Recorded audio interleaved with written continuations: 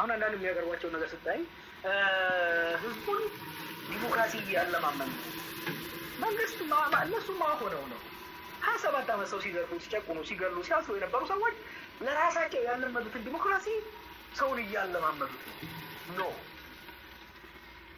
ህዝቡን ዲሞክራሲ እናለማምደው ለማለት መጀመሪያ መልመድ አለባቸው። ህዝቡ ዲሞክራሲን አለማምዱኝ አላላቸው። ለዚህ ህዝብ ዲሞክራሲ ስርዓት ግንባታ ውስጥ አንድና ብቸኛ ውለታ መዋል ከፈለጉ የሚመጣው ምርጫ ሰላማዊ፣ ፍትሃዊ እና ፉክክር የሚታይበት እንዲሆን ነገሮችን ማመቻቸት አንድ። ሁለተኛ በዛ ምርጫ ሂደት መሰረት ከተሸነፉ ጠመንጃ መምዘዝ ሳይሆን ቦርሳቸውን ጠቅልለው ስልጣን ለማስረከብ በራሳቸውን ማዘጋጀት። እንደዛ ከሆኑ እውነትም ለኢትዮጵያ ዲሞክራሲ ግንባታ ውለታ ዋሉ። ያ ብቻ አይደለም፣ እውነትም የኢትዮጵያን ህዝብና የኢትዮጵያን ልሂቃን የዲሞክራሲ ስርዓትን አለማመዱ የምንለው እና የሚመጣው ምርጫ ኮሮጆ ካልሰረቁ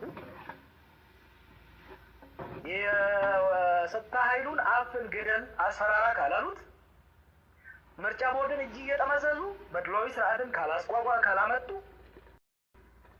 እንደ ማንኛውም ፓርቲ ራሳቸውን በፖሊሲ በስትራቴጂ አጠናክረው ከሌላው ተቃዋሚ ጋር ተወዳድረው ካሸነፉ በስርዓት ሀገር ለማስተዳደር ከተሸነፉ ደግሞ ሳያፍሩ ማፈር ነው የሚባለው።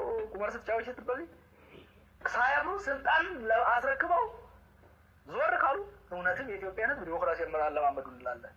አለበለዚያ ይቺ የምትታየው የነጻነት ጮራ አንደኛ እነሱ የሰጡት አይደለም፣ መንግስት ሰጠ።